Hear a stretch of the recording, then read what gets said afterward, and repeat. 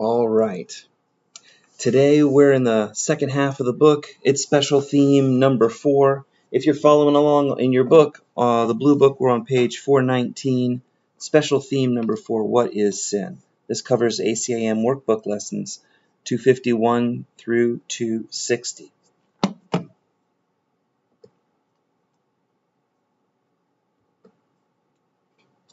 What is sin? Sin is insanity. It's the means by which the mind is driven mad and seeks to let illusions take the place of truth. And being mad, the insane split mind sees illusions where the truth should be and where the truth really is. Sin gave the body eyes.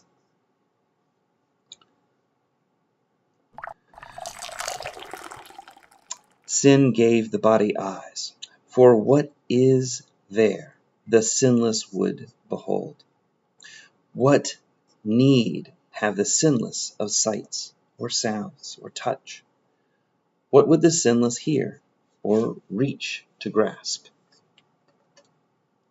What would the sinless sense at all? To sense is not to know, and truth can be but filled with knowledge and with nothing else. The body is the instrument of the mind, made in its efforts to deceive itself. The body's purpose is to strive. This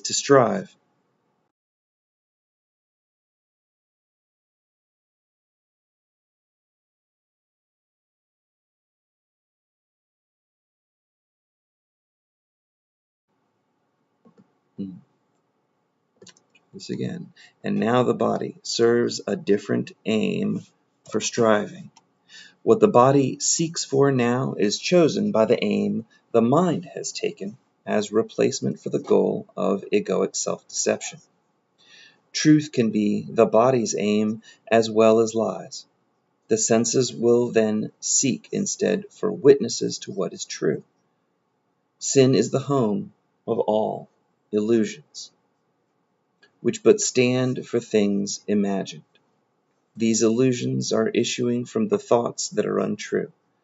The illusions of sin are the imaginary proof that what has no reality is real. Sin falsely proves God's Son is evil, timelessness must have an end, and eternal life must die. And the illusions of sin are the false proof that God himself has lost the Son God loves. With but corruption to complete himself, God's will forever overcome by death, love slain by hate, and peace to be no more. A madman's dreams are frightening, and sin appears, indeed, to terrify. And yet, what sin perceives is but a childish game. The Son of God may play. He has become a body, prey to evil and to guilt, but with a little life that ends in death. But all the while, his Father shines on the child at play. And God loves his child with an everlasting love, which the playing child's pretense cannot hide at all, cannot change at all. How long, O Son of God, will you maintain the game of sin? Shall we not put away these sharp-edged children's toys? How soon will you be ready to come home? Today? Perhaps today? There is no sin. Creation is unchanged. Would you still hold return to heaven's back? How long, O Holy Son of God? How long? Today's lesson 255. This day I choose to spend in perfect peace. It does not seem to my ego mind that I can choose to have but peace today. And yet my God assures me that his Son is like God himself. Let me this day have faith in God who says, I am God's Son. And let the peace I choose be mine today to bear witness to the truth of what God says. God's Son can have no cares and must remain forever in the peace of heaven. In God's name, I give today to finding what my Father wills for me, accepting God's will as mine, and giving God's will and peace to all my Father's sons along with me. And so, my Father, I would pass this day with you. Your Son has not forgotten you. The peace you gave God's Son is still in his higher self's mind, and it is there I choose to spend today. This day I choose to spend in perfect peace. God's Son is created like God himself. Therefore, you are entitled to the peace of God. When you accept and choose to follow God's plan, not your ego's plan, the pain, sin, guilt, and fear that you are currently experiencing will disappear. Your life's experiences are the fulfillment of your own choices based upon what you value, want, and desire. Your world is a reflection of the thought system you have chosen to follow. You can choose peace instead of war, love rather than fear, allowance to replace judgment, and forgiveness over condemnation. And I am off to take my kids to school. And I hope you guys have a fantastic day. Tom, I pass the baton. Okay. All right. Thank you, Lee. You did a great job, and you did it expeditiously. Thank you, Okay, Tom. great. So this lesson, like all of them, are obviously important. It's part of this theme of sin, and that sin is actually self-inflicted nonsense. That it's our own decisions to keep ourselves in prison and try to make an illusion or something that does not have the ability to rob us of our own inner peace, to make that appear real and abdicate our own power and control over our inner peace to something outside of ourselves. And by doing that, we empower or give ourselves permission to let somebody else control our happiness and our inner peace. And that is a decision that we as a decision maker made, and we weren't forced into it.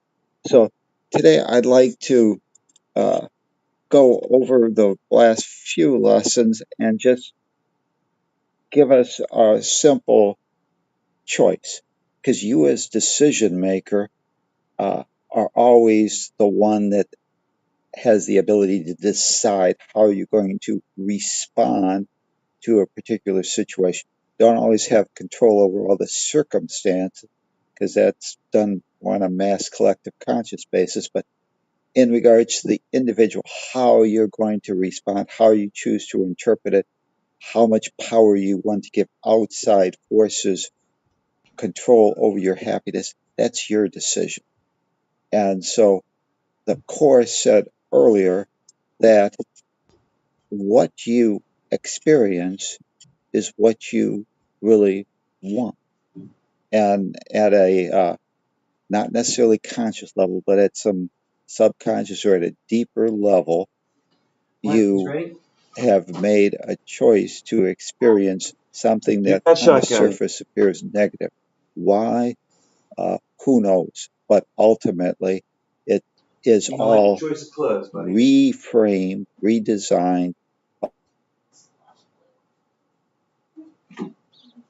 I like blue. Blue's good. Blue's good for guys with blue eyes.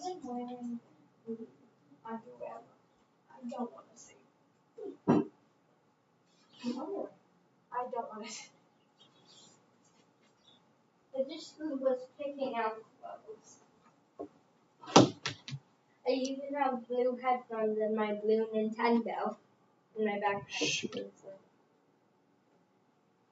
Hey, I'm not gonna use the Nintendo. I wasn't saying anything.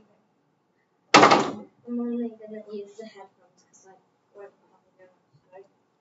probably gonna use the computers.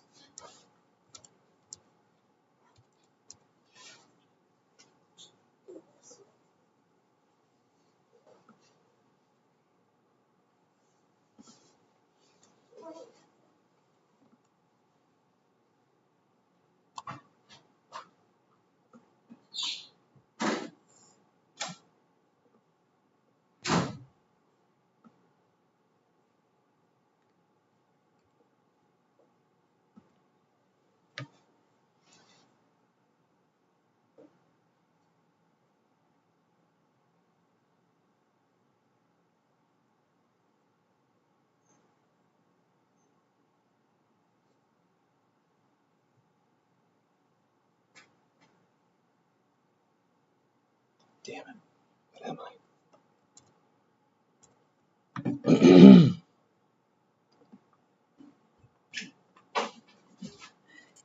I? Suffer pain and perhaps rejection or following a thought system of fear that will not get us home. So why don't you just become aware of your essence? Just follow the breath. And as you breathe in, realize that you're taking in energy or you're connecting to the life force that surrounds, permeates, and actually emanates from you as part of the holographic mind of God. So you just breathe in that energy or that awareness of what you really are. And if you want to see your essence as a light, if you want to even place it somewhere inside the body form, the game token we call the body, uh, feel free to do that.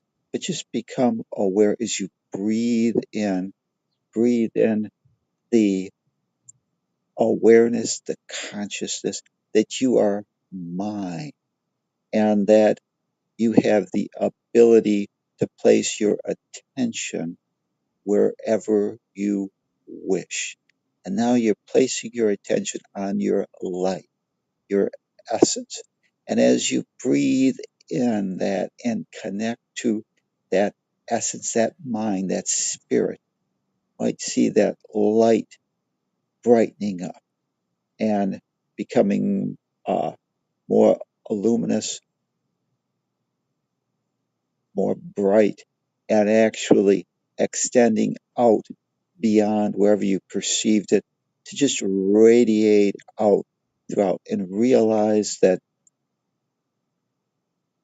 God permeates everything and that energy or awareness consciousness is what you are. You're an individuated aspect of that one self, a powerful part of the, we'll call it sun or the light bulb, that you're one of those bright lights. And together you illuminate or are everything.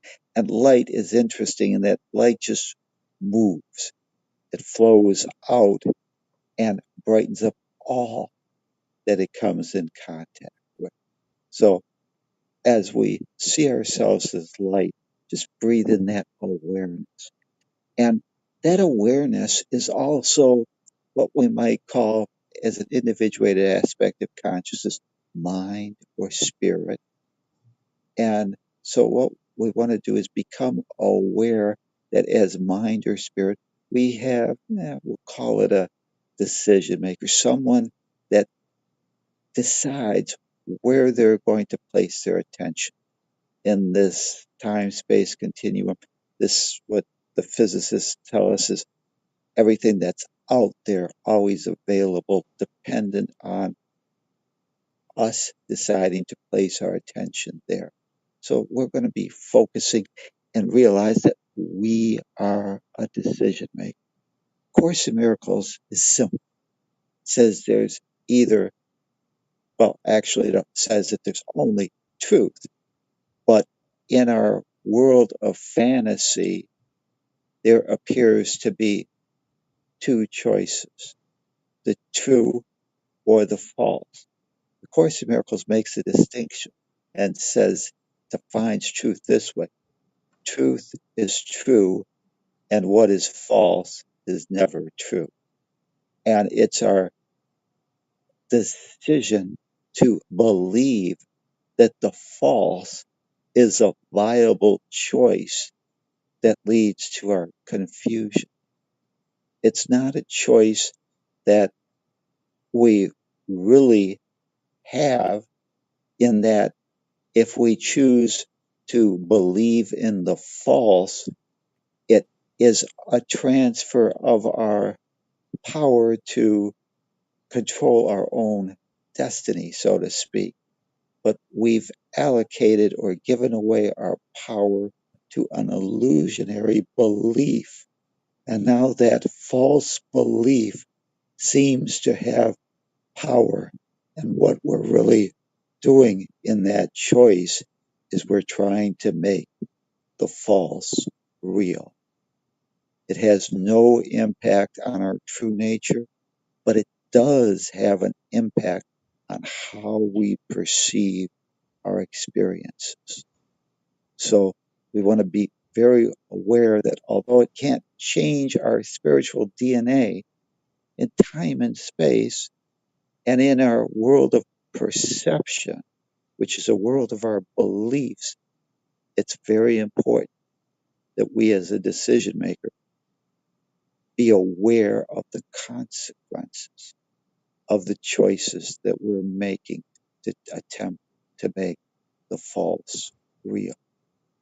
So breathe in the love of God and release your belief in lack, limitation, and separation.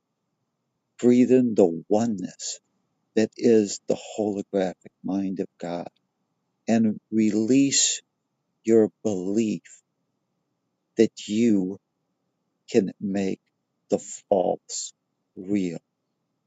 Accept the truth of what you really are, God's treasure, perfect, whole, and complete. And release or forgive yourself from the belief that you could be a sinner, that you could have done something that would cause your divine inheritance, cause what you truly are to make that change. Accept the love of God and be at one with that mind of God, and release all belief that you had somehow lost your divine inheritance. I accept the truth that I am spirit, mind, and release all beliefs in limitation, that somehow you're not perfect, whole, and complete. I breathe in the truth that I am whole. I am holy, and holy is to be whole, part of that one self.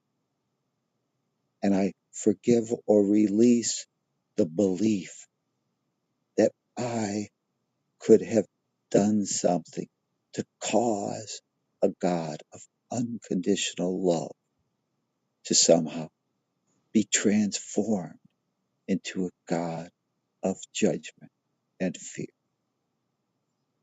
I accept the love of God and total acceptance and appreciation for what I really am, and my Creator's realization, and to knowing that I remain as it created.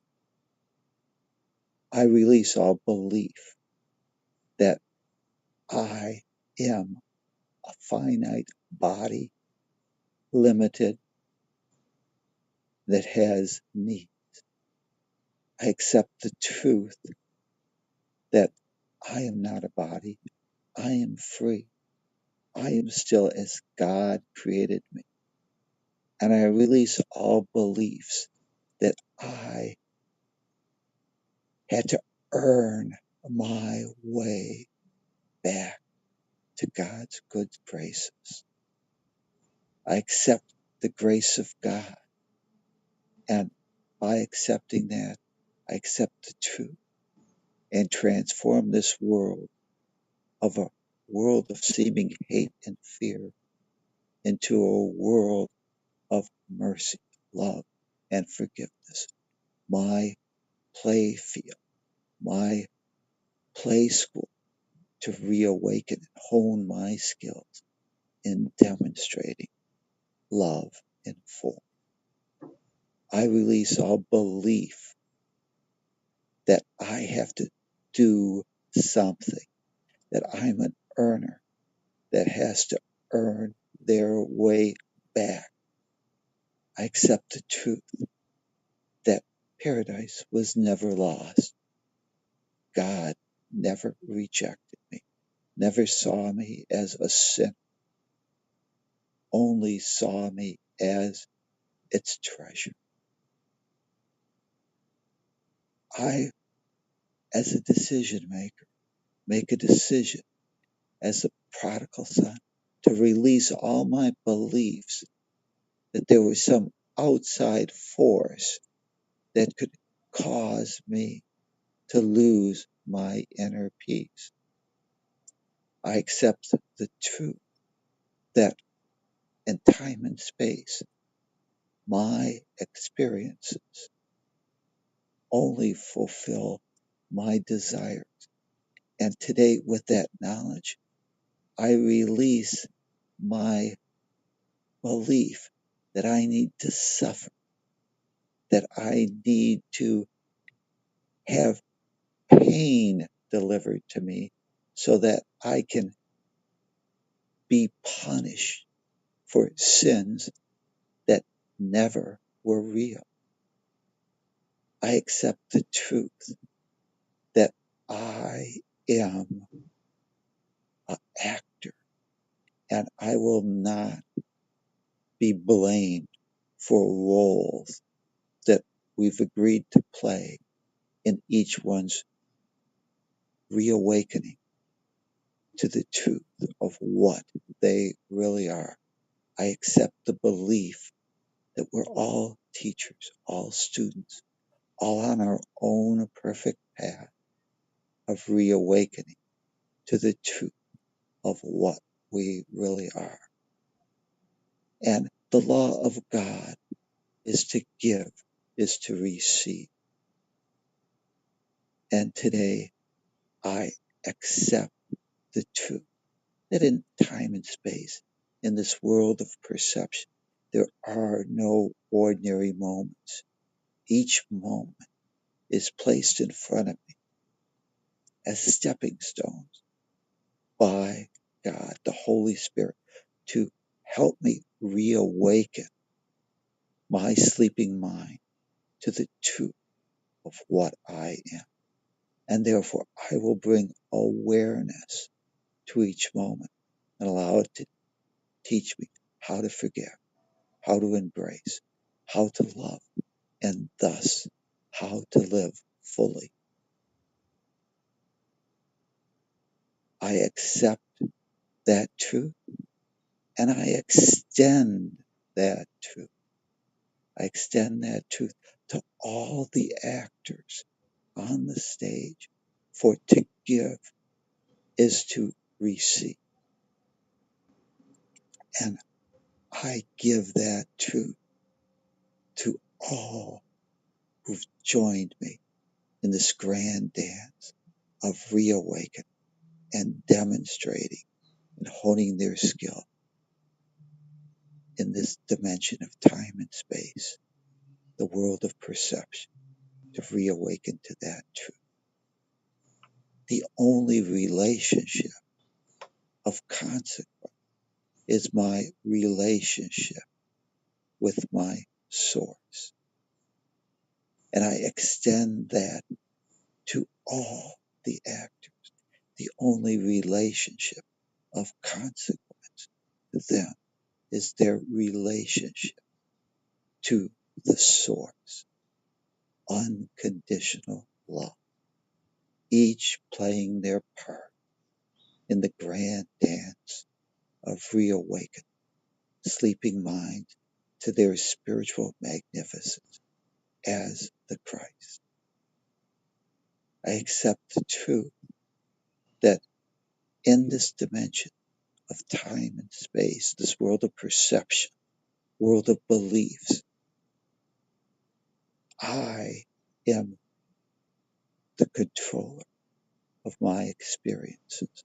And I can look at my experiences to get the feedback needed by asking the Holy Spirit and tweaking, reframing the experience as a learning lesson, not get stuck in the outcome, and just proceed as a learner, a continuous learner, and move in the direction of that reawakening.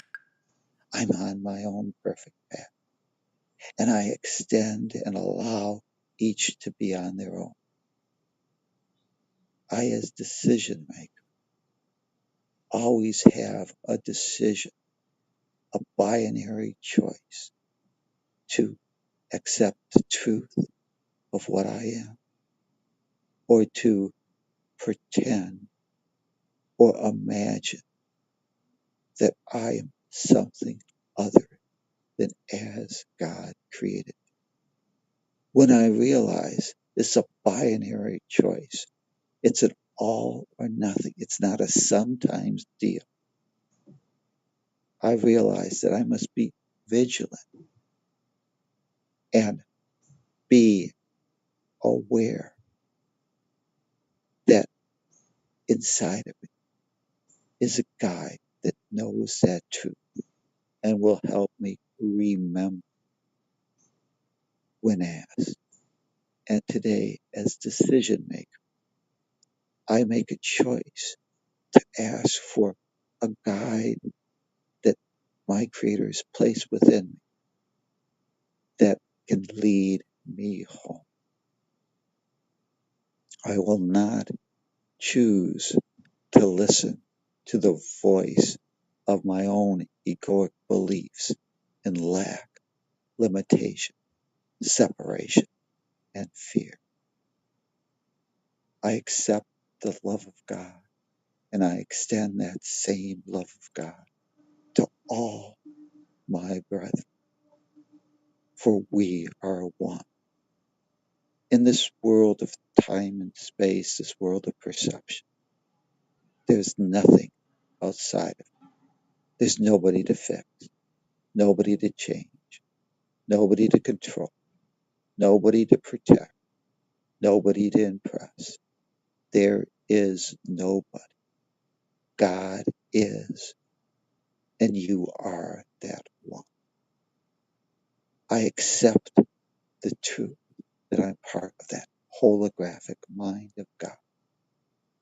And as I do that, I realize that this light is me. I am part of that one. The love of God surrounds me, permeates me, and extends from today. This lesson says, this day I choose to spend in perfect peace.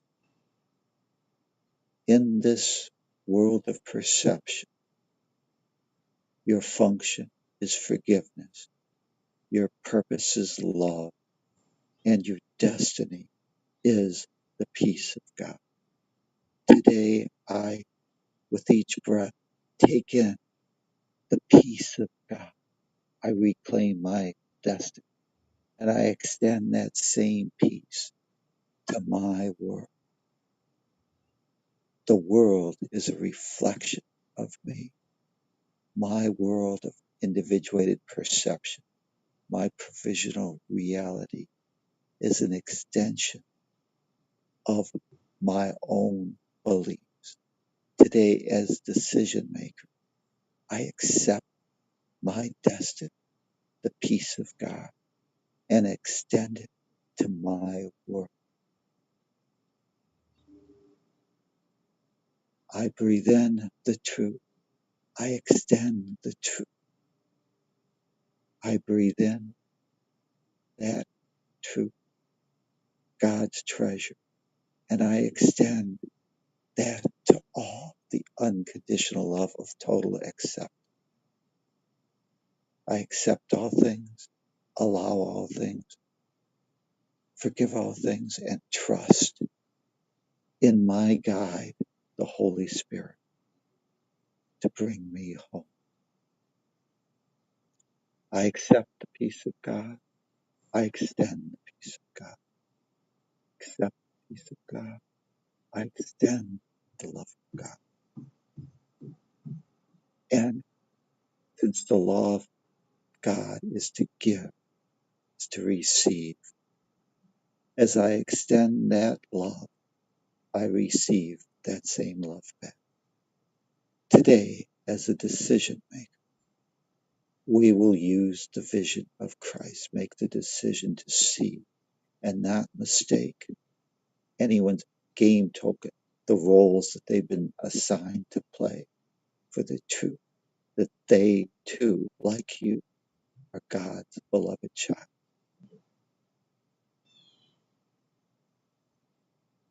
Place your awareness as you breathe in on the game token we call the body, and reconnect with that body, knowing that this body will be your instrument. The body is a neutral communication device that allows you to demonstrate what you truly value and why. And today, you as decision maker have decided that you choose to spend today in perfect peace.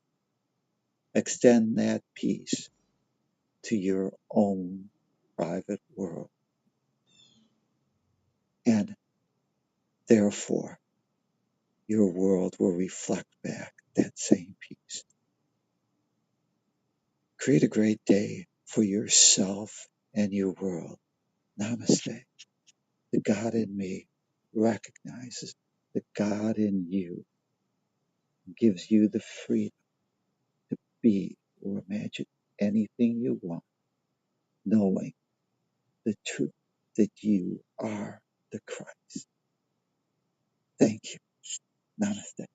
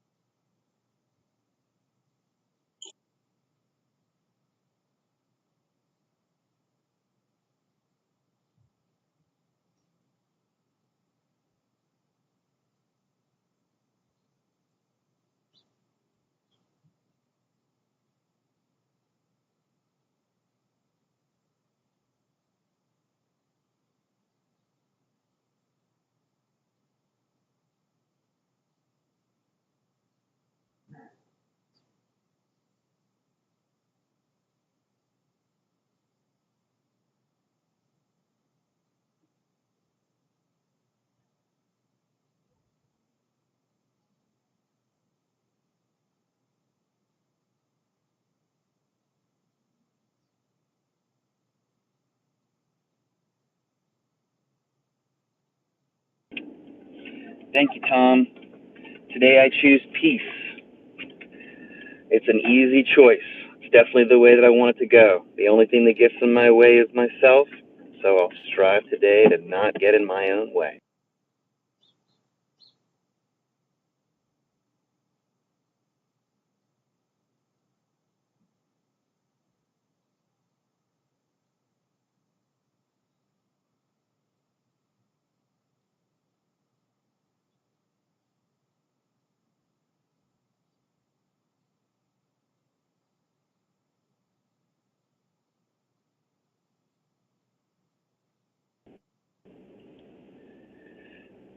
And we can wait here peacefully for anybody else who feels like sharing. I'm in the middle of driving my kids to school. Don't have a lot more to share, but I'm waving goodbye to them, and I hope they have a great day at school. Dean and I are going to go on to the next school. I'll invite people up Well, from the bottom. Go yeah. ahead. Well, this is again just a accumulation of what we're seeing. This idea of sin being insanity, need to be aware that there's no magic pill that we take to become to recover our sanity. It's our own internal process. We've got a guide within us that ensures our reawakening, but it's ultimately a decision to forgive yourself and give yourself permission to reclaim your own power of mind, to reframe your beliefs. When we realize that this world is a world of perception, and the physiologists, the psychologists tell us that our beliefs color how we interact with the world, we start examining our beliefs and becoming aware of what is running the show.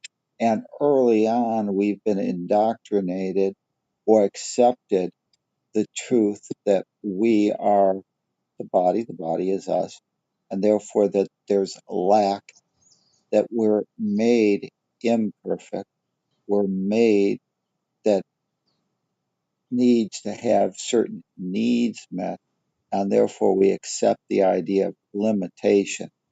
And the Course in Miracles is mind retraining, which means that it's trying to retrain the mind into a new set of beliefs. Instead of being a victim of outside forces beyond your control, which is pushed a great deal by our society because that engenders fear. And fear is a Eller perfect Gunnar, prata på. instrument for Jenny? control. Uh, hello? No, don't worry, Thomas. They said that Okay. Going to say Karina, if I someone might wanted open by mistake. to go on, that was fine. But when we realize that fear is the perfect instrument to engender the uh, you and to encourage you to follow along with someone else's plan, to not make your own choices, but to abdicate your responsibility, because fear uh, often is something that's saying, you're a victim. You need my help. I have the solution. And so in fear is engendered anytime we believe we lack the creative ability to handle a given situation. So if our society, if our peers, if uh, ourselves believe that we're a victim or that we're an effect rather than causative, or that we can only react to circumstances beyond our control, we will be a more willing follower and believe that we we are not the source for our own experiences. So the Course in Miracles is really shifting the idea that our experiences create our beliefs into a new awareness that our beliefs create our experiences. And people can argue which came first, but our personal experiences are part of a creation cycle. And it's called a cycle because it moves through. There's beliefs, action, okay? Then those interact with the mass collective, with the causes, the circumstances surrounding us, becoming our events. Events are different than our experiences. Our experiences are looking through our belief system of those events and interpreting those events to support our pre-existing beliefs. So it's looking through some type of sunglasses, be they rose or dark, and it's looking for the events to confirm our pre-existing beliefs.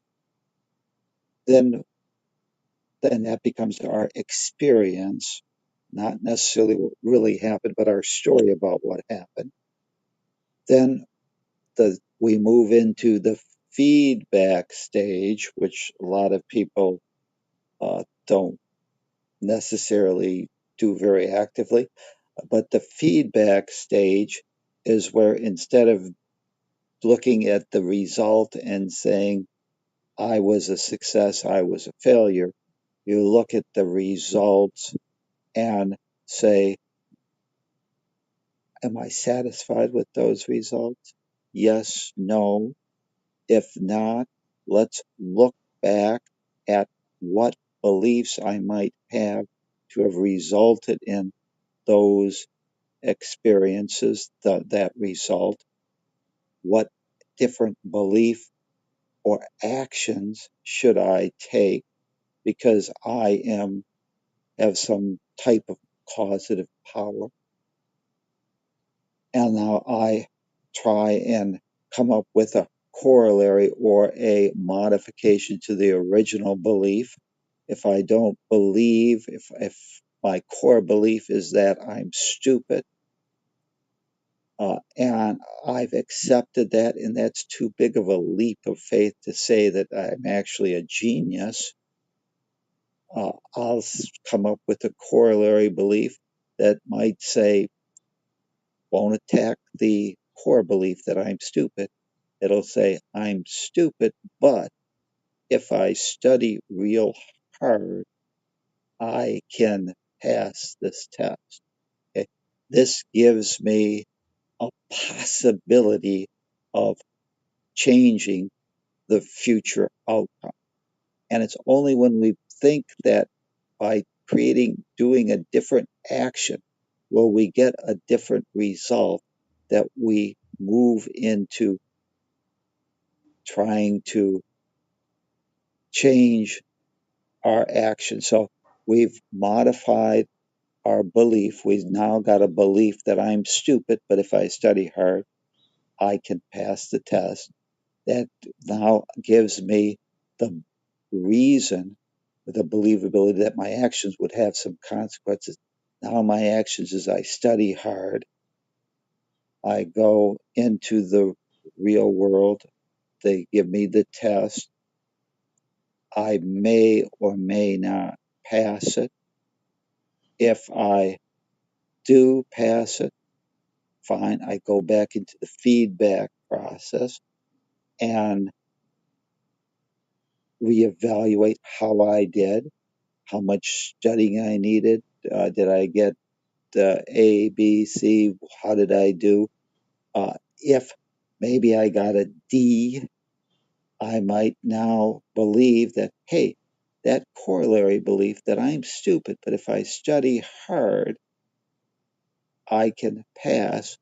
Now maybe I can move that up and say, if I study a little bit harder, or if I'm more efficient in my study, I could maybe get a B or A. And now I start chipping away at that original belief and create more exceptions. And so now I, study more effectively, or I now believe that I can do better because I've now had some limited success and I keep moving. So it's a creation cycle. Now, if I became aware that the core belief was I'm stupid, and I said, that's my problem, since the world is a world of beliefs, perceptions, not reality. I could discreate or overthrow that core belief of I'm stupid, I wouldn't have to struggle so much. And now I could, because of my past experience, and I've chipped away at that old belief that I'm stupid, I could move right into the idea that I'm a genius or whatever it might be. The problem that we have is our ego wants to argue for our limitations, and we don't give ourselves permission to, well, two things. We normally don't realize that the problem is my belief that I'm stupid. I think I've got some other problem. I'm a poor student, whatever it might be. But it's that core belief. So we often don't realize what the core belief is. For example, if I'm having poor relationships, I might believe that it's the people that I'm attracting, as opposed to maybe the belief that I'm not lovable. If I change that core belief that I'm lovable, I would start seeing different results. Course in Miracles says, don't try and change your world. Change how you view your world, your beliefs about it. And as you do, you start attracting different experiences, different relationships into your life, and your world will automatically realign to those new beliefs. So, the Course in Miracles is simple. Always yes, no. You either you can't believe something uh, and not get those results. It's just a question that when we get negative results, we tend to not be aware of the underlying belief that is attracting those beliefs. Might be the belief that we're a sinner, that we need to do penance, that we've wronged somebody. That's one that I suffered from a lot, as that I had done so many bad things. I deserved to be punished. And being originally raised a Catholic, I felt it was better to be punished now than burn later. Okay, so I would cause myself to get caught, or I would cause myself to be punished. Okay, so that I could do my penance in supposedly this world instead of, with my belief, some afterlife, or maybe burned forever in hell. So just be aware we're moving into that reawakening. And the more that you can embrace the idea that beliefs create your experiences, and whether you want to argue if they came first or not, doesn't matter. We've had plenty of both. So we're in that creation cycle. And the only way you break through is by modifying the belief or overthrowing it. And because of that modification, or that corollary belief, that now gives you the energy or the reason to change your actions. And when you change the input, you get a different output. So you are, causing. So, anyway, enough said. If anybody else has anything, I certainly Thank you, I'll Tom.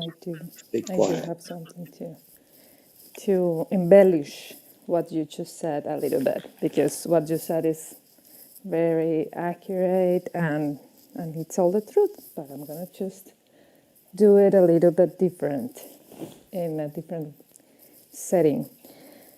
I was blown away a few days ago when I figured that the female concept is the mind, right? I told in a few lessons ago that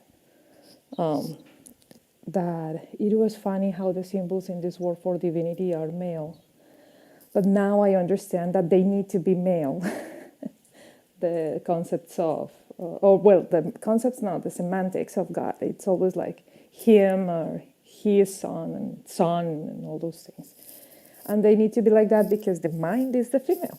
And in the balance and the communion within the two of them is where we do creation. And then afterwards I have been bumping into different validations on that.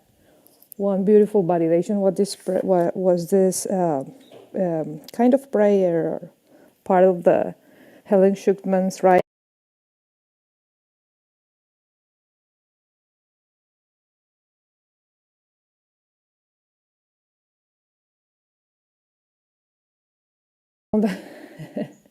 I found a text from Bert Hellinger that was the father that was the psychotherapist that was best known for the family constellations therapy. And it is really amazing how this kind of two things goes together in accordance to what Tom said. Because if the mind is the conception of this world, then God, is the life itself that goes in everything in this world. So if you have your clear mind, then you will grant the mother of the world what she has always been seeking for, that it's seeing her child at peace and happy and fully grown and healthy. So I'm gonna give you these two texts because they are beautiful. Remember, the mind is the female part, and life itself, I mean, the energy that goes through everything, that is not fixed and gives us this experience in form. It's God. It's the source. So the mother of the world. Peace is a woman, mother to the world, whom God has sent to lay a gentle hand across 1,000 children's fevered brows. In its cool certainty there is no fear, and from her breast there comes a quietness for them to lean against and to be still. She brings a message to the frightened hearts from him who sent her. Listen now to her who is your mother in your father's name. Do not attend the voices of the world. Don't attempt to crucify again my firstborn son and brother still to you. Heaven is in her eyes, because she looked upon the Son who was the first, and now she looks to you to find him once again. Do not deny the mother of the world. The only thing she ever wants to see for is all you ever want to find. And that's how she ended, but what the mother always wants to see is the innocent son of God. And then this guy, Bert Hellinger, that works with this beautiful therapy that is family constellations, gives us this peace, this beautiful peace. And remember that male is kind of the energy, right? The energy that goes through everything, and it's the force or the source in everything. Life disappoints you, so you stop living with illusions and see reality. Life destroys all the superfluous until only the important remains. Until only the important remains. Sorry. Life does not leave you alone, so you stop blaming yourself and accept everything as it. Life will take what you have until you stop complaining and start to thank. Life sends conflicting people to heal you so you can stop looking outside and begin to reflect what you are inside. Life allows you to fall again and again until you decide to learn the lesson. Life takes you out of the way and introduces you to crossroads until you stop wanting to control everything and flow like the river. Life puts your enemies on the road until you stop reacting. Life scares you and scares you as many times as it takes until you lose your fear and regain your faith. Life takes your true love. It does not grant or allow until you stop trying to buy it. Life distances you from the people you love until you understand that we are not that body, but the soul it contains. Life laughs at you over and over until you stop taking everything so seriously and laughing at yourself. Life breaks you down as many times as it takes for the light to penetrate you. Life confronts you with rebels until you stop trying to control. Life repeats the same message, if need be with screams and tapas until you finally hear. Life sends lightning and storms to wake him. Life humiliates you and sometimes defeats you again and again until you decide to let your ego die. Life denies your goodness and greatness until you stop wanting goodness and greatness and start serving. Life cuts its wings and prunes its roots until it needs neither wings nor roots, but only disappears in the forms and its beings flies. Life denies you miracles until you understand that everything is a miracle. Life shortens your time so you hurry up to learn to live.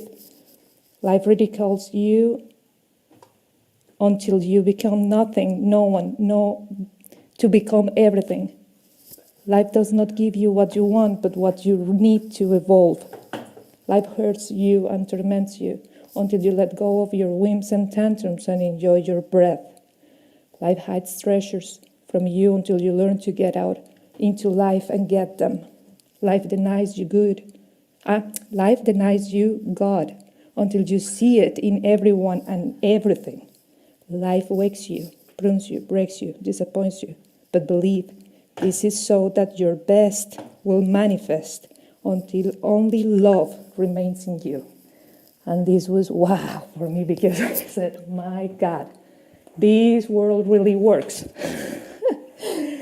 Because if you understand that your mind is the female and life, the source, the energy, is the male, then you can marry those two things in order for you to express the higher perspective of love that you can have among all those belief systems, all the relationships, all the experiences in this very same life.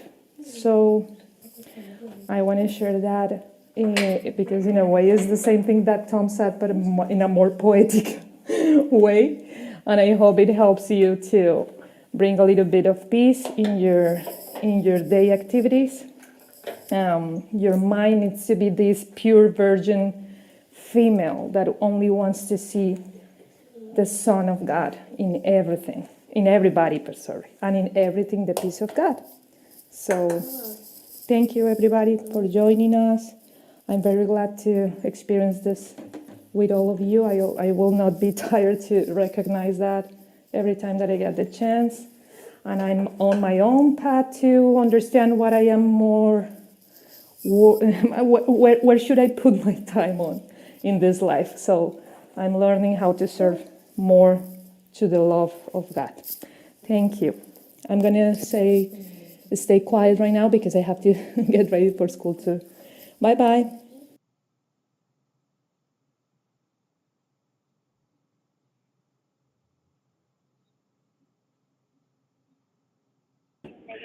Anybody else has anything they want to share, you're absolutely welcome to. Happy to invite anybody up. I think we might have made it to the end of our time unless anybody else has something they'd like to share. Oh, hi, Jane. Hey Lee, hey everybody, good morning. Um, I've been going through some interesting experiences the last few days. I went up to Poughkeepsie to see my uncle again. Looks like he is declining even further. Um, was very emotional for me. Um, he's been throwing himself out of the bed, and after talking to some nurses, a couple nurses, they explained that I think I've mentioned he has stage 4 cancer.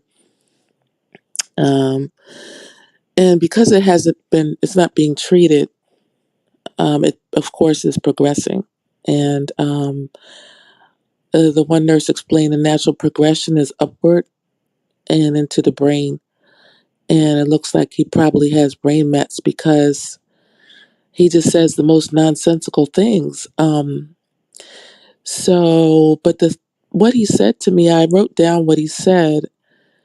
It was almost beautiful in a way, and it was so strange. The one day I walked in, I think it was Thursday morning, he said, "Go to the sun." And I said, "Go to the sun." I repeated it. He says, "Yes, go to the sun." I said, "Okay, go to the sun." And I thought about it. I said, "Oh," I said, "You mean go to the light?" And he said, "Yes, yes." And it was so profound to me and deep. And I still had this feeling of deep sadness. I was suppressing tears because um, this individual, I mean, I've been more upset than when my dad passed because my uncle has served more as like a dad to me all my life. And he's been like the son. He's been such a huge influence and presence, a protective um, presence in my life. And I've learned so much and seen, oh my gosh, so much through his eyes. He's such a storyteller. And now he's so intelligent. I think I shared he was retired from IBM, and he made I think microchips and all that kind of stuff, computer parts and motherboards and all that back in the day. I don't know how long he's been retired now. Of course, computers have changed so much, but anyway, just a brilliant person. And just watching the progression of the disease in his body. Uh, wow, what a experience. And watching myself and how I handle all of this and how I've been interpreting the world and life, and along with, the Course in Miracles, helping guide me through all of this to make sense of everything.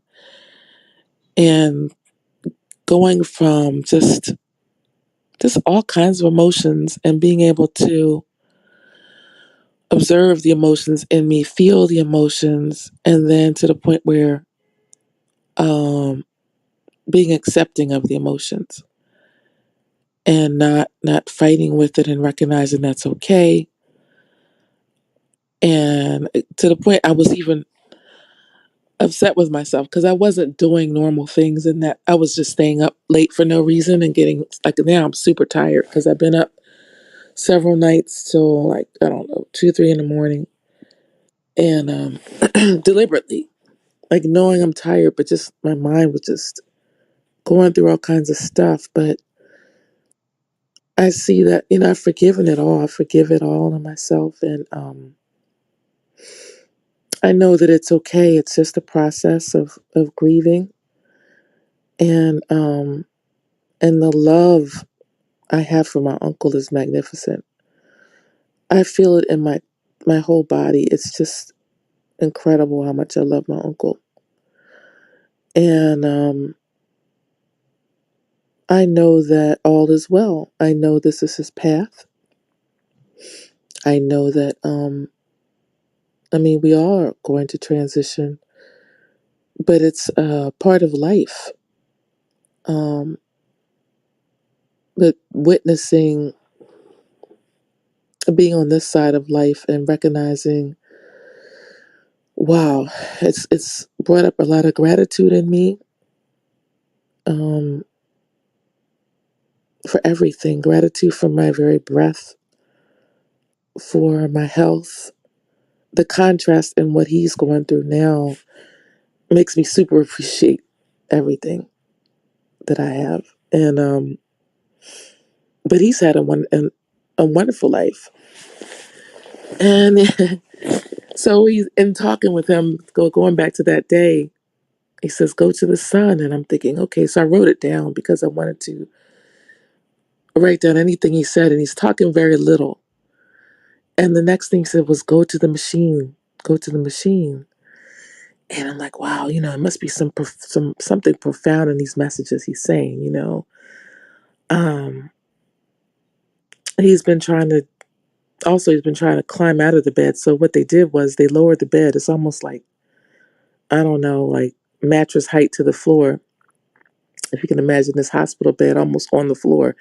It's kind of funny. Like I was saying to the nurse, it's kind of funny that he's he's almost on the floor, because they don't, at this rehab, they don't have the long bed rails. They just have a little short bed rail at the top of the bed. And they don't do restraints. I know years ago they used to do restraints on patients. They don't do that anymore. And what they have are these pads next to the bed. So if he does fall out of bed, it's almost like he's rolling onto the floor almost. So he can't get hurt. Because in the last couple of weeks, he's been from rehab to the hospital, rehab, hospital, I think about 3 times, because he fell out of the bed. And they thought the first time he hit his head. The next time they thought he broke his arm. I think the third time too was just to make sure he didn't break anything, and they gave him X-rays and all that. He was actually fine. So so this is what I've been dealing with on this trip. I stayed there as long as I could. He just stares at the ceiling. He said those few words, a couple other words. Oh, I fed him. I fed him on Thursday. Oh, which was really beautiful. They brought his meal, and I asked him if I can raise the bed up so he can eat. They said, of course, and I set him up, and I could see the awareness. I believe that he knew who I was, but I'm not quite sure, because the nurse was sharing with me he might not remember your visit. Um, and that's okay. I still felt us connect when he looked in my eyes. And I asked him, do you want the green beans? He said, no, no, no, no, no. He did the face that he normally does when he doesn't want something or like something. So I was amused. I went through so many emotions, like amusement, sadness, joy, love, so much love. Just the love was constant. This constant love for him. It just felt so big in my chest. My heart felt just so huge and full of love for him. And I couldn't go back Friday. I was just too emotional. I just stayed at his place, and being in his place and being surrounded by his things was just beautiful. I could just marinate being there, and thinking about his magnificent life and all he contributed to people, society, with what he did with it. And he's always helpful, because he could fix everything. He's always fixing stuff for people. And he always had like an itinerary of things he was going to do for people. So if he had a problem, he would definitely, like, you say, oh, Simon, I don't know, whatever, my air conditioner's broken, or this thing in my house needs attention. He's like, okay, no, I'll get there. I'll get there. I'll do it. I'll do it. So he just took it upon himself to help people. And he was endlessly fascinated by people. And he was a consummate storyteller. He could tell you so many stories. And I'm happy that I sat there. I listened whenever he was storytelling. And when he visited me, would visit the family. And he and my mom, they could talk for hours. Hours. And that was the story when I was a kid. They would do that. They would it's something about the Wright family. Their last name is Wright, my mom and my brother and my uncle. Wrights. And I used to call them the righteous rights. And they had another brother too, and the three of them would sit at the table and they'd have a bottle of liquor. Yeah, guys, this was what it was. They'd have a big bottle of something at the beginning of the night. And by the end, this is many years ago when they were much younger and I was young. And the Wrights, man, they had some serious blood for drinking. And I have the same blood because I tell you, I can drink like, I'm talking like 2 or 3 big drinks and I won't really get drunk. At least back in the day. I'm getting older now, so my body's more sensitive. But something about this white blood, I mean, I don't get drunk easily. I just drink, and then other people would be, I think I could outdrink my ex. And even Bernard now is so funny. Like he can only have a beer. I know, so if he gets a beer or anything with like too much alcohol, he's done, right? So I get that from them. And it's funny. And but they were storytellers and amazing amount of detail that they would remember. And my mom too. She's that way. Uh, but just an appreciation for him and his life. So I stayed at his place Friday and I was just putzing around the house. And of course, I think I shared with you he's a hoarder. So we removed a lot of things from the house. I want to say maybe 45% of the things. And unfortunately, the attic is full. I decided to go up to the attic. Oh my goodness. So I walk up the attic steps. The attic is full of and heavy stuff. Like, how did this man get all this heavy stuff up in the attic? I'm like, oh, great. But oh well, it is what it is. So I started bringing a couple smaller items down, and I found this like 1938 Smith Corona typewriter. Um, so I was fascinated by that. So I opened it up, and I found a place in Brooklyn that repairs them. And I thought, wow. And it was a whole set of them. I think he's got about 4 of them up there in these special cases. And just started thinking about how cool it would be to refurbish it or just get it maintained, cleaned off. And why not? That would be so cool, right? But he's got all these things. I think he saves things from other people too. So he's got things from some friends who've died, tools, machinery, stuff from his childhood, all kinds of tools and equipment. It's just when Bernard went up there, he was just mind blown. Like the amount of stuff that this man has collected over his life. And I just wanted to be in his space. I didn't do any cleaning really. I didn't try to move anything to the garage, nothing. And I was by myself, but Bernard didn't go with me. And I guess I was just kind of soaking in everything. So I went back Saturday with his friend Charlie, and that's when I found out that he's probably got Mets. That's when I talked to the nurse. I was like, oh, that's why he's saying all these interesting things, but yet maybe not. Maybe it's a profound meaning behind go to the sun. I really thought about that. It just sounded so deep to me. Um, what was the other statement? Um, I found out, The and he's machine that cold. go to the machine. But what machine did he refer to? That it's I just something kept curious saying to it. me. Go to the machine, and then he said something about a bulb, some kind of bulb. And then we watched some TV together after I fed him, and then he said, "Listen to this message. This has got to be deep. This has got to have me. I mean, especially being in A Course in Miracles." He says, "Everything is in threes. Everything is in threes." I was like, "Oh man." I was like, "Wow. Everything is in threes." I said, "Yes, it is, Uncle Simon. It is." And then the last 2 things he says to me, I think he said, "Everything tastes bad." Everything tastes bad after I fed him because he didn't want the green beans. And he said, and then he said, tea tastes good. So he enjoyed his tea. And that was all he said. And he was just staring at the TV. But Saturday, he wasn't staring at anything. He was just,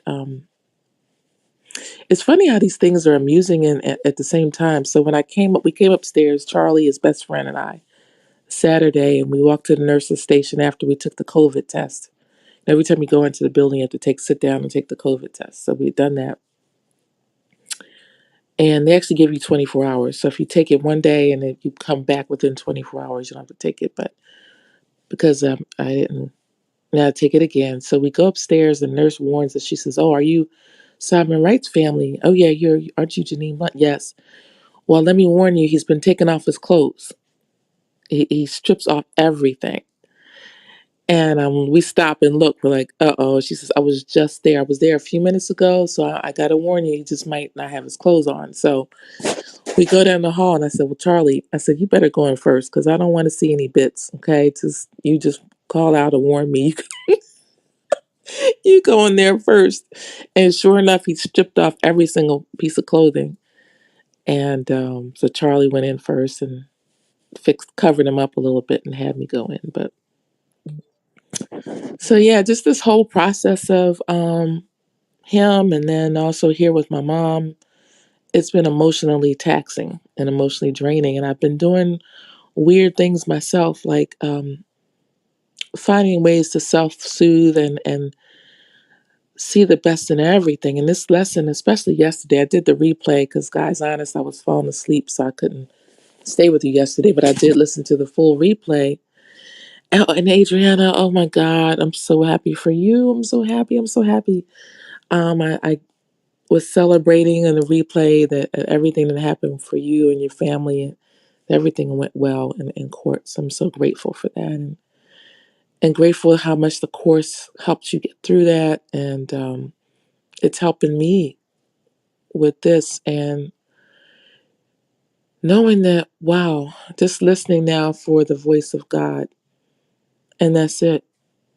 Um, no other extraneous egoic voice matters now. I could see the difference. I see when it's something, and it sounds so ridiculous. Some of the voices that'll maybe chastise me for even just staying up late. Oh, you're silly. What are you staying up late for? You're playing these stupid games, and any negative thing, I just recognize it. I'm like, no, that's not real. I'm just enjoying myself and comforting myself in this moment. It's okay that I'm not in bed. I'm not doing the normal routine stuff. I need the rest. I need to comfort myself any way I can right now. It's fine. This too shall pass. This is this is an experience that I'm having, and it's all right. Everything's all right that I'm doing right now. So the core lessons with this, they're so simple.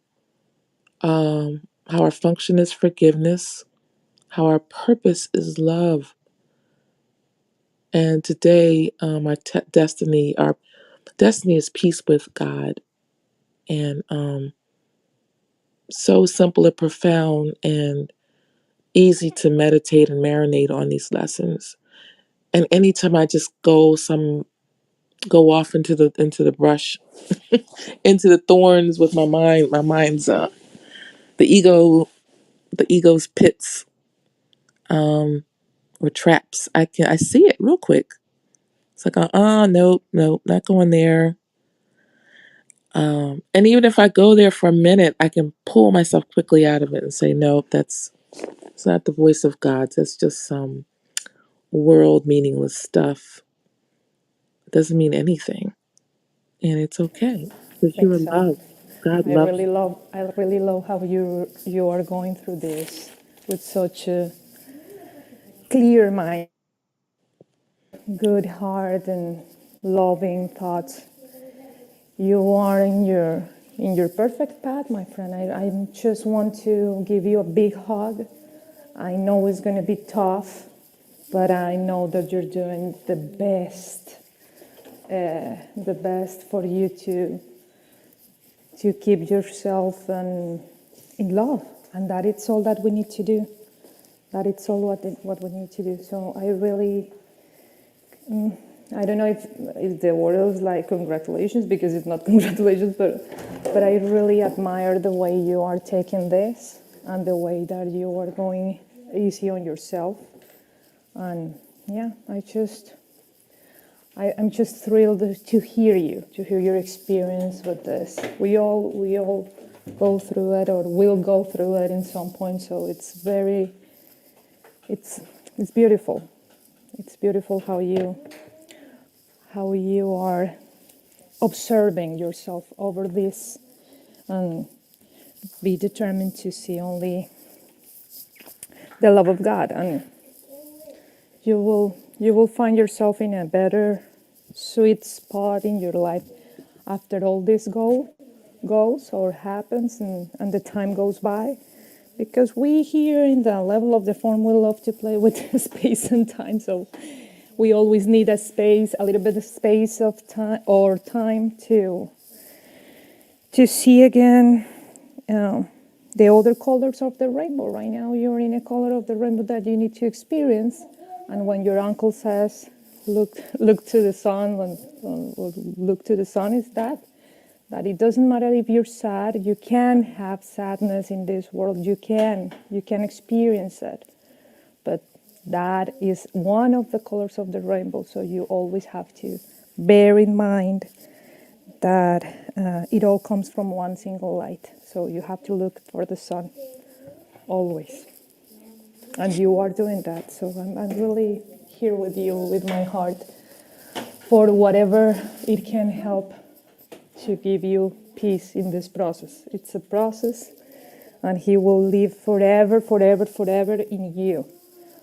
Your being is already Him, His being, and He is just showing you all the love that He can, and He will move on, and you will keep Him in your heart, because your mind is clear that He is not leaving you, He is just transcending, and it's beautiful. Yeah, thank you, Adriana. And I feel your love, and I feel all of you guys. And this has been so healing in this process, studying Course in Miracles. I'm so happy I did this for myself. I made a commitment to myself that I would go through this entire year and go through the whole book, and stick with it. And it has been profoundly Janine, I have transformative. to say as well that it doesn't matter if your uncle is not connecting right well his thoughts. You can ask him, because this is something that I have been seeing all over places. You can ask him, "Hey, uncle, when you're with the sun, can you just let me know that you're okay?" And make an agreement with him. Ask him to give you some sort of, everything are symbols of the existence of God. Trust me. If you want to know that He's going to be with you after He goes, ask Him to give you something. You need to tell Him what kind of symbol for you is important or represents Him, and ask Him and say, "Hey, when you go to the sun, can you just send me this this message or Yeah, something?" Do it. I So don't you know can if I'll have. have that chance, to be Oh, honest. okay. I Well, that pray for may it. Yeah, I could go on that route, but what I did do when I left Saturday, I got down on the mat. He was back down low to the floor, and I just bent down and I stroked his head, his hair. I rubbed his beard, because now he has a white beard.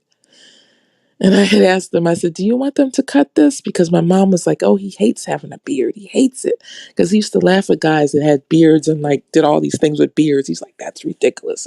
I don't like a beard." And I said, "Do you want me to cut it?" And he's get them, the nurses, to cut it. He says, "No, no." I said, "Are you sure, Uncle Simon?" And he shook his head.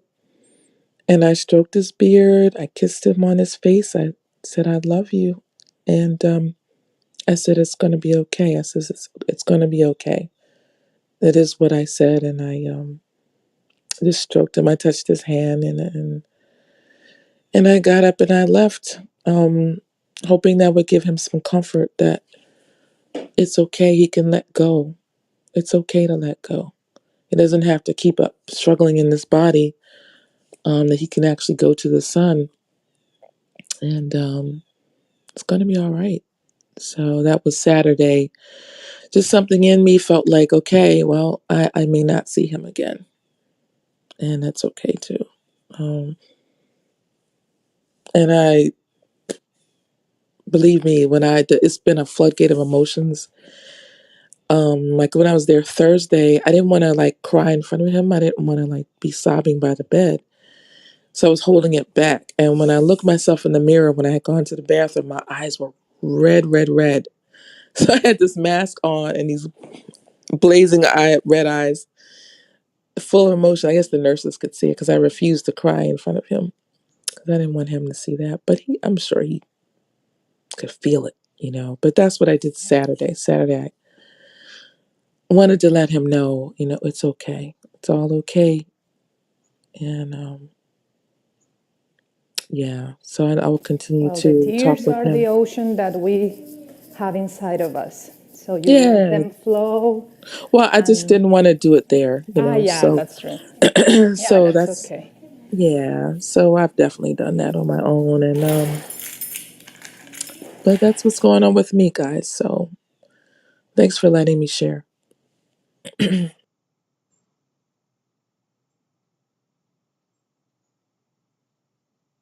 And thank you for sharing that with us. I really, really love when you tell us about your uncle. I don't know why I feel so much love for that man, even if I don't know him. But I appreciate all the fatherly love he gave to you because it's always the very thing that I have been healing in my entire life, I guess. And I know for sure that they do respond to us when I decided to just lose myself in tears and in prayer because I was feeling like all lost in my conflict. I really addressed to him and I said, well, if you really love me and I'm your daughter, please let me know that you are going to help me with this. And the things started to happen ever since. And then the Course in Miracles came into my life and everything started to go into a different path. So Yeah, and we can reframe anything. You know, my uncle has we already have put to every. go. Yeah, but to go through this cloud and you're not alone. That's all you need to know. You're not alone. We are here for you if you need us. We love you. Bye bye. I'm going to have to Thank you, love. drive now. Thank you. Yeah, I even shifted my thinking about my uncle. He left me everything, and I had, believe it or not, I had kind of guilt initially about it, in the sense that, you know, I shouldn't have all this stuff right now, and you know, he should be here. He should be here enjoying his things. I shouldn't have it, but he deliberately prepared everything so that, you know, it was in my name and I could manage everything, and I'm power of attorney and everything. And I took it on with some interesting emotions at first, but now I'm in gratitude for it all. And I know that it's just part of the love of God, all of it. And I'm fine with it now. So, yeah. Course of Miracles, man. I tell you, it's everything.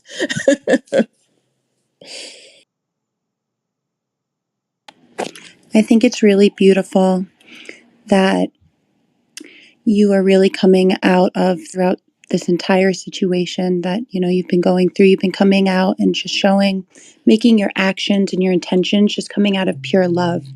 And I know, because I speak to a lot of people every day, that a lot of times it wasn't until they were able to kind of give comfort and permission to the person who was dying that it was okay, and that they are, they are loved. And it's so hard for them to, see the people who are suffering because of it. But I think that our souls deep down know when it's time. And sometimes, we fight staying on this reality. And coming from somebody who is obviously your uncle cares so much and loves you so much that I'm sure he basically confided in you when he said, go towards the sun. And by you just being there for him to say, it's okay. And like everything's going to be all right and you are loved.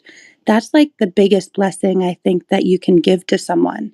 Because I can just imagine how hard it must be for our form here in this dimension, fighting our soul that knows that it needs to, you know, leave that body because it cannot evolve much further where it is that it needs to within its lifetime. And just having the ones there that love you the most tell you, it's okay. I think that that's truly the biggest blessing that you can really give someone. So I just want to give you props, Janine, and I send you all my love through everything that you're going through. Thank you, Jordan. I feel the same way. You're helping me grow. I know we've all got these challenges coming in front of us. It happens. This is part of life. And you're giving me a way to look at it more gracefully and peacefully, and I appreciate that a lot. I did hear from my dad this morning. He's off in Liberia. Yesterday, on Sunday, he went to the same church as the president, and I hear he had a chance to meet him. And so it sounds like he's doing for Reverend Vernell what's needed, and his job is to show up as a man with hopeful ideas. And as an architect, he describes what buildings and areas surrounding buildings and even municipalities can be like. And so he's showing up to do that for the country that Vernell's focused on. And it seems like he's being successful. So I'm proud of my dad. I know he's working hard, and that's great. And so I had a good weekend too. And Dean had his birthday. We had some troubles like usual. Dean really doesn't want to take a shower at my house, and it's an opportunity for him to fight me. He clearly knows how to say no to me, and we've had knockdown, drag-out fights about it. I chose peace this morning rather than fighting. It was good from my side. He didn't take a shower, but he got clean clothes on, and he'll shower eventually. 9-year-old boys are going to stink, I guess. I certainly wasn't allowed to when I was a kid, but I was in a whole different situation than he was. And it makes me appreciate what I had when I was a kid. Growing up in a family with a mom and a dad was a lot easier, I think. Seems easier as I look back than what my kids are going through. But today I'm choosing peace, and I'm choosing to see that they're getting an experience that's different from mine. They get to learn something different. They get to experience the world in a different way, and they must have wanted, asked for this experience in going into it. And so today I'm choosing to see it that way. It helps me to approach the situation with peace. If I can look at it as me doing my part by showing up as a father who can be peaceful no matter what. And so I did my job this morning on a Monday morning, and Grace and Dean are off at school, and they left with a smile and a hug, and so it can't be too bad. I got a day's worth of interviews in front of me, so plenty of good opportunities for me to find my next challenge, and I'm looking forward to doing that this week. I'm hopeful that I'll find something that I can get some agreement signed on and have enough money for rent earned this way rather than pulled out of my retirement. Either way, I've got money to pay rent, and everything's going to be okay. So I'm grateful for all those little pieces. And that's about it. I don't have too much more to share, but I'd sure love to hear from you guys. I'm probably 20 minutes away from my home where I can stop the streams, and so the longer I can keep it going, probably the better. Oh, and I see people down below that I can invite up, so I'm going to go on mute, and I'm going to invite some people up. You don't have a choice. Hey, Lee, 24-year-old sons can stink too.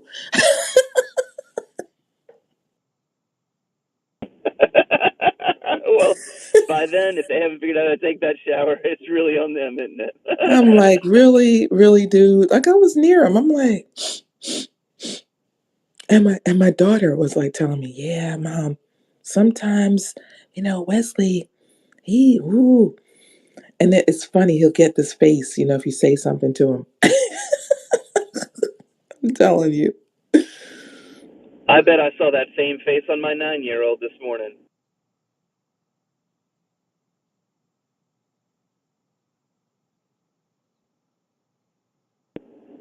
Well, maybe he's setting himself up for a lifelong set of issues.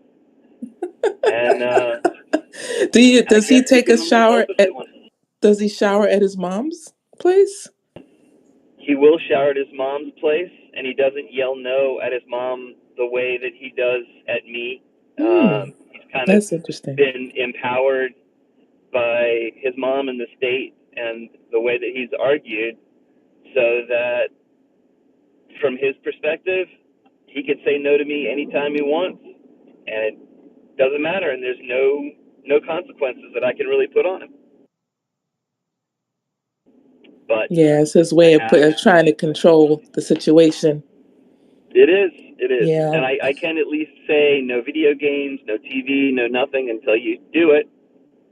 But he can also go upstairs and put his, get in bed if that's what he wants to do, but he doesn't want to take a shower. So I refuse to pick him up and drag him into the shower and wash him clean anymore. At 9 years old, we've reached the point where that does not work. So all I can do is choose peace and let him get suggestions from other people if they stink or if he stinks.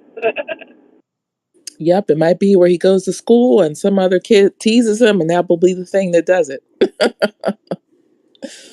In my mind, he looks like Pigpen, like I think the old Peanuts character. He's walking around with a little cloud around him.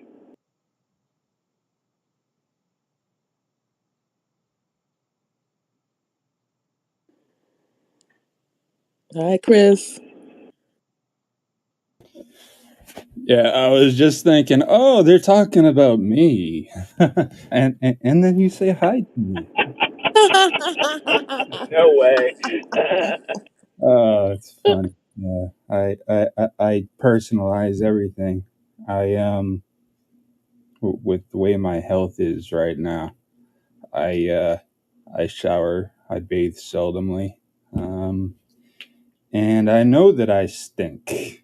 I mean, I got sores and rashes from overgrowth of bacteria. And I smell myself and almost knock myself out, but it still beats the pain that I have to go through in order to shower. So, yeah, I I was listening to what you were saying, Janine, and about your uncle. It's 8:15. Thanks, Siri. It's 8:15. Um, my condolences go to you. I'm glad that you have the opportunity to be with him during these moments. I wish I could have been with my cousin when he was going through some stuff.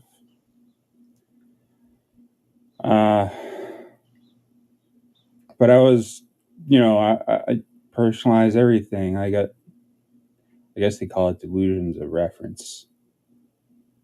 And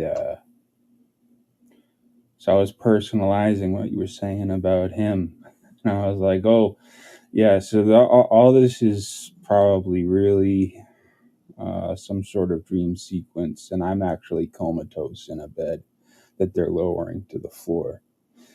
And yeah. But yeah, that's good. I'm gonna start visualizing myself with a cloud around me.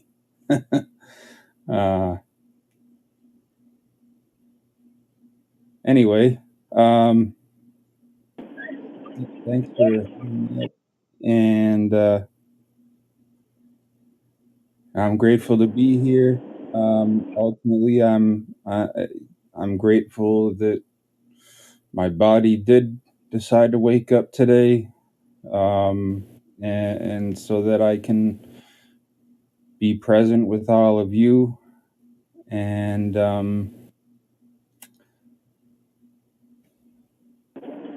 You know what, Chris? I really love to hear you because this way I can experience you instead of that image that you are experiencing of yourself. You always come here with an open heart, with clear thoughts. I mean, really interesting thoughts that are clear to me, that are one of a very, very loving heart and kind man. So if it's worth for you something, I really enjoy you here. You, the real you, is here. Your words means the world to me because you are showing a part of us that we didn't recognize before. You are one with us, and this is the best way to do it for us. And you are loved here. You are loved here. So it doesn't matter what you are in physical form. We are experiencing your true self, and in physical form, you will have somebody around you that will always show you the love that you deserve. You will always find pieces of love around you. Be open in that sense, because what you are is not that body. The body is just a manifestation of something that not only comes from this experience in your life, comes from your family, it comes from who knows where. But you are showing us uh, one of the aspects that we think that are apart from God, and you are not. You are here with us, and all the things that you have to share with us are are really meaningful. So I thank you for doing this, for taking a step forward from your fears or anything, and be with us in this sessions. I really appreciate that. I know that at the beginning it took you a little bit of effort to trust that this could be safe for you or whatever, and you are here with us like a brother. So you are part of my family in that sense, and you represent a part of my family. So I really love you, Chris. Thank you for showing up. And I say ditto. And thank you for the comments, Chris, about my uncle. Um, it's okay wherever you are with your body, and it's all good. It's all right. Yeah, I ditto what Adriana said, and yeah, I love and appreciate you, all of you. But thank you.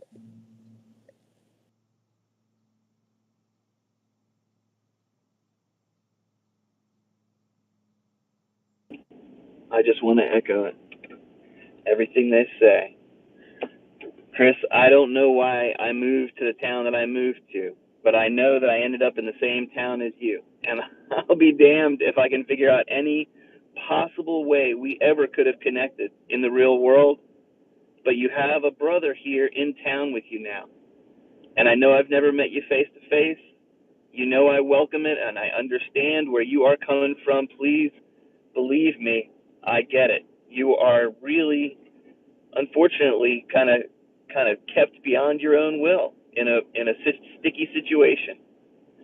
But there's a public display of affection for you right now that shows a reflection of the true you, the one who shows up here over and over to offer some peace back to the world as a reflection of your soul, the part of you that is truly alive. And you know this is recorded, and I can tell you by the statistics, nobody comes and listens and watches this stuff. But you can come back to this recording if you ever need a reminder that the goodness in you shines through very clearly. It's a wonderful thing to know there's another person in this town that I can call a friend. So I appreciate you. I hope you have a wonderful week this week.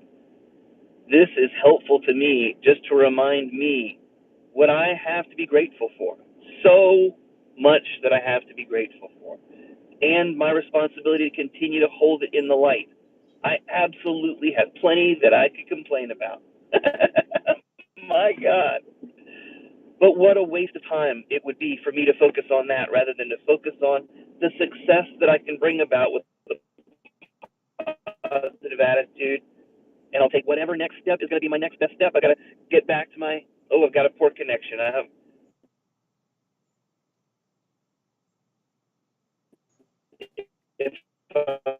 if I'm losing you, I apologize.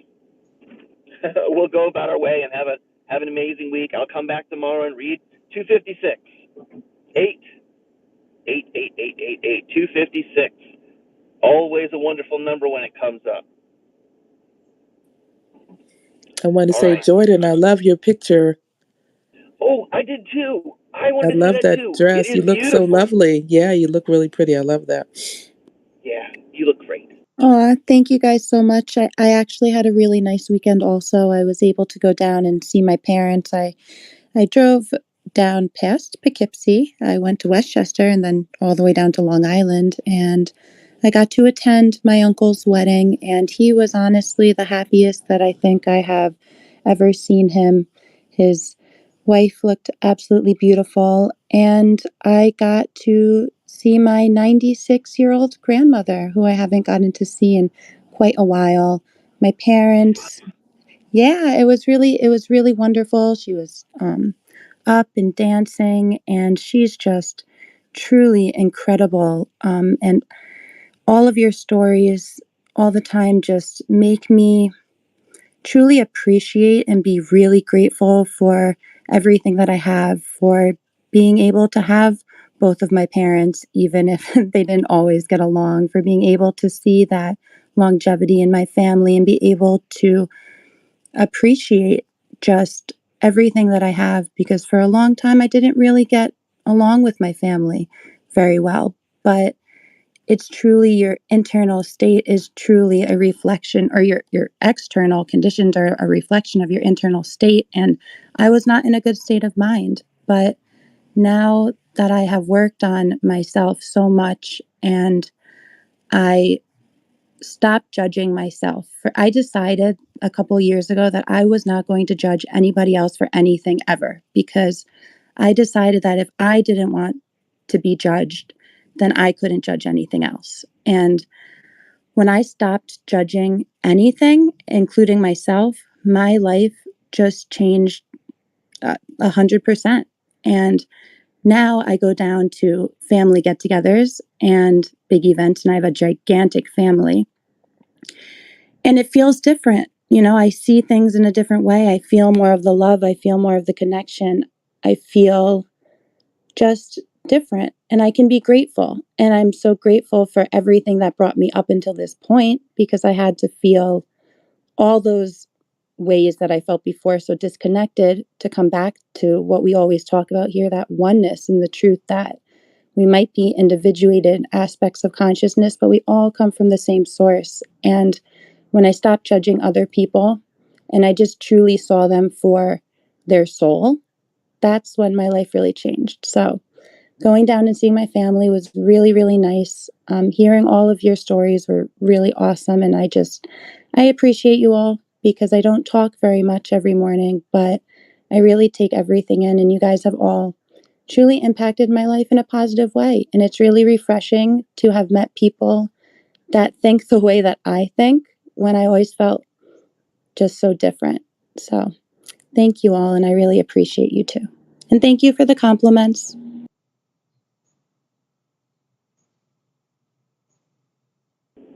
Oh, that's so awesome. Love you.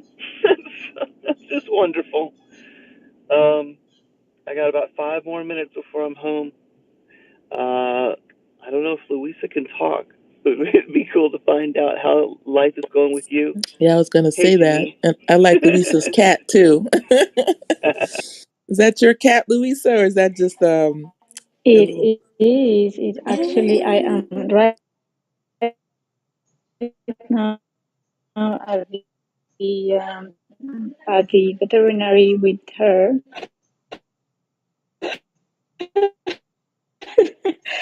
And I took a very lovely, nice because I'm inside the veterinary. Oh, wait. Do you hear me now? I don't know. I think you're breaking up a bit. Yeah, it's the communication is not the ideal, but Oh, that's better now. the yeah. I'm just outside. So yeah, it's my cat. The veterinary. I've heard all of you, Christopher and you, Janine and Adriana, and all the love. I'm feeling the love, and at the same time, I have some things to share, but I'm not going to do it right now. But all is good. I I have made peace with my decision. At the same time, I see that my partner as well. He knows that I'm leaving, and we are in a whole new place of understanding. And now it's me, the one who is like freaking out because I will be moving out of a very nice comfort zone, which which I know is going to be there, but I need to be on my own just for me and my son to to be together, leaving behind in love and understanding and peace, a place. It's just a place, but the feelings are there, and oops, the, sin problem. That's mending. Okay, yeah, sorry. So yeah, we will. I will share more about it. I think I have to go in Okay. I'm so with my sorry. This daughter. timing may have been So terrible to ask about that. no, but it's fine. It's perfect. Okay. And I haven't forget the CV and the Zoom call, but it's just that I'm just not ready to make a CV now because I'm not ready to go back to Please be. don't feel any pressure on my side. I know. I realize No, it no, came on strong, so I wanted you to have no. all the freedom to do whatever you think is the right path. Yeah. It's perfect. It's perfect. I on the level of the form, I do have a job. I do need a job, but I'm not sure if I want to have it like like a very official. I'm not, yeah, of course official, but I want to do my own thing. I cannot go. I know I can't go back to be an employee, but I'm, I want to really pursue my or the desire of helping people to being a coach, which what I'm breeding that, and I'm just going to find a way to do it. Love you all, and we keep listening and loving each I know you'll find a way, Luisa. I know you'll dig down and get to your heart's desires and figure out what that is. That is your purpose in terms of creating money. So I know that'll come for you. I don't know if you could see my PTR. I put up a picture of my cat. I think our cats could be related. I don't know if you could see it, but what do you think?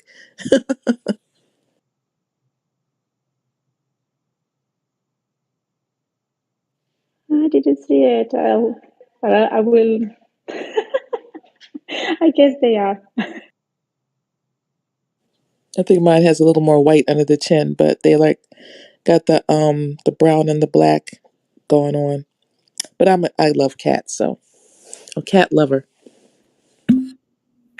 Your cats both look like they could be related to my cat back at home with my wife and kids. His name is Hermes, and he is such a ham. Unfortunately, since I was last with him, he's become diabetic. So Like Oh, he, oh man, he looks so much like both of them. It's uncanny. oh, it's funny how they have human stuff going on with their bodies, you know? I mean, they're little beings too. But yeah. Yeah. When my wife and I first got together, she had a cat, and I had a cat. My cat, his name, he's since deceased. I had him when I was in high school. His name was Horus, Horus, like the Egyptian god, and he's a Siamese, and he followed me everywhere like my shadow. And then my wife had a cat. His name was Freakazoid, like the cartoon, and he was a total spaz. He would once he would bond to you.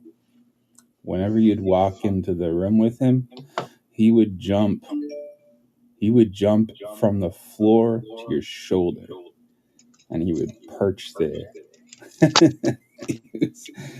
He'd run into walls and everything, and eventually he became diabetic, and somehow it ended up, well, maybe it was 50-50. It felt like it was mostly me who gave him his insulin injections, but yeah, it felt strange at first giving a cat insulin. The way you give a cat insulin is you scruff them, and well, I was gonna say unlike humans, and then I went to scruff myself, but I got a lot of loose skin because I've lost over 100 pounds in the last year.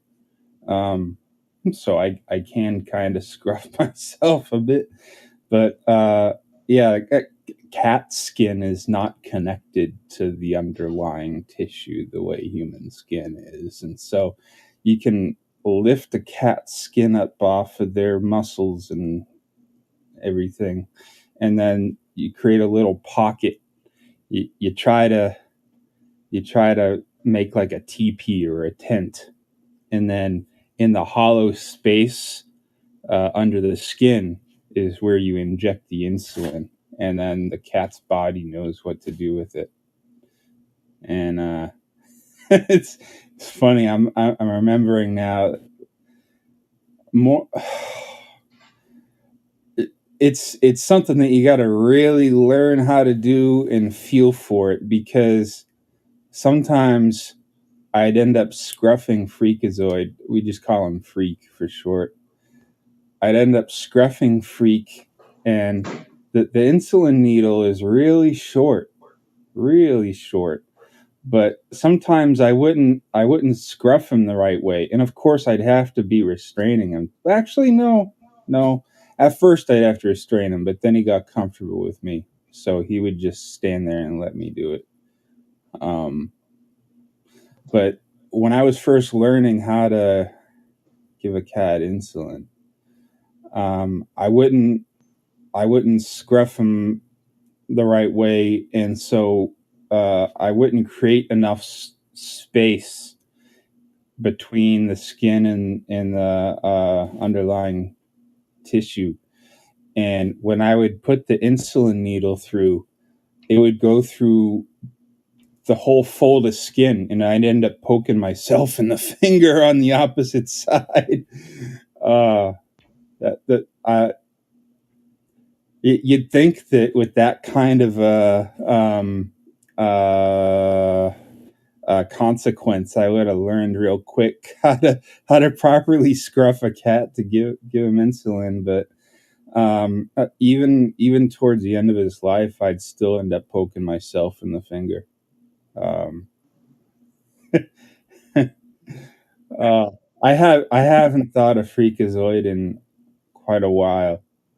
My mom had a Siamese cat that I had to give subcutaneous fluids to. I had to put a half a quart of saline into this cat every evening. So I'd have to sit there with a drip and set her up, put the put the needle in there, and then fill her up, and she'd have this water that would slosh around inside of her while her body like took it up over the next 20 or 30 minutes, and she would literally walk around the house sloshing. That was an amazing 6 months worth of effort to keep that cat going. Cats got kidney problems, don't they? Man. Yeah, my last cat, not that we're going down this path, but our cat of 10, I think he made it 10 years. He passed with pancreatic cancer. So yeah, interesting how they get all the stuff we do. And we got to care for them all the way. So yeah, we're like that too. Just committed to our animals. Um, just love them because they give us so much love, you know. So, but thanks for sharing about your cats, Chris. Yeah, I just gotta thank you all, because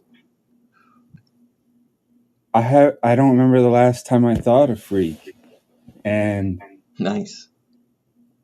yeah, he's gone, and it was difficult to watch him go, and in the moment back then, it was tragic, but I have an ear-to-ear smile on my face right now, and it actually hurts. My cheeks hurt, especially my right one. And I Chris, what those Horus means? Horus? What? I mean, I know it's an Egyptian god, but it's the god of what? Horus. so in Egyptology, so Egypt has two sets of gods. They had an old set and a new, sort of like Game of Thrones. The old gods and the new. But in the Egyptian pantheon, Horus is the offspring of Isis and Osiris, and Horus is essentially the Egyptian analog to Christ, to Jesus. And then Isis would be the analog to Mary. Yeah. So Horus is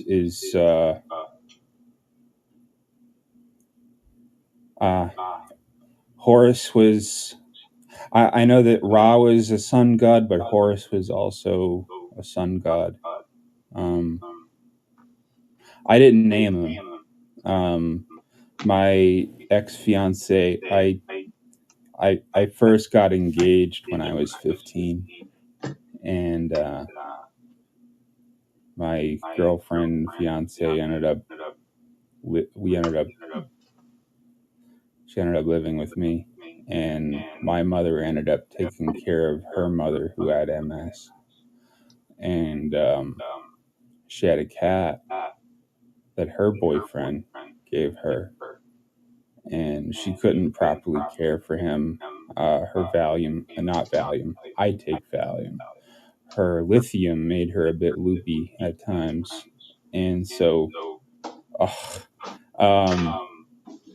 when Horace was a real itty bitty kitten, my first fiance's mother, who had MS, she'd get it in her head that, well, he's Siamese, he's Asian, so he should be able to eat Chinese food. So he had all kinds of dietary issues because he'd get all kinds of food. He'd get Chinese food instead of cat food. And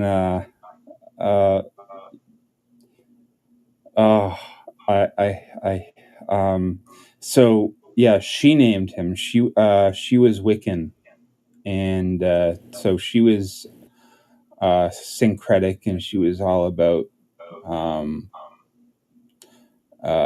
incorporating different gods and goddesses into her own custom version of Wicca and her pantheon. And so she named him Horus. And then my mother was my fiance's mother's personal health care assistant. She'd go in and help clean the house, and she'd help clean her. And, when she got Horus, and my mother would go into her apartment, and she'd see the state that Horus was in. She it didn't really. It wasn't rocket science to figure out that this woman she had it bad. She wasn't in a state to care for a cat, so my mother ended up rescuing Horus, and then he bonded to me extremely quickly. And when my ex-fiance and I split, after we graduated high school, Horace ended up coming with me. And he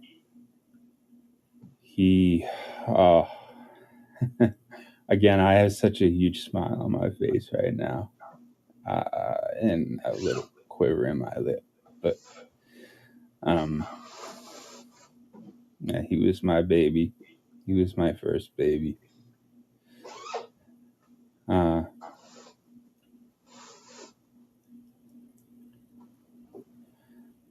But yeah, so Horace, my first fiance's mother, she started the tradition of naming our cats after deities. I also had my wife used to be a CVT certified veterinary technician, essentially a nurse for animals. And CVTs do it all. With human medicine, nurses specialize or technicians specialize in specific areas, and they do just one thing. But CVTs do it all, everything, absolutely everything. And after my wife, who's divorcing me, after she and I got married, she ended up working at an animal hospital in Andover, and she was doing the overnight shift. It's 8:45. Thanks, Siri. It's 8:45. Wow. Yeah, that wasn't it just 8:15? It sure was, like a minute ago. Say anything or not, but I'm really.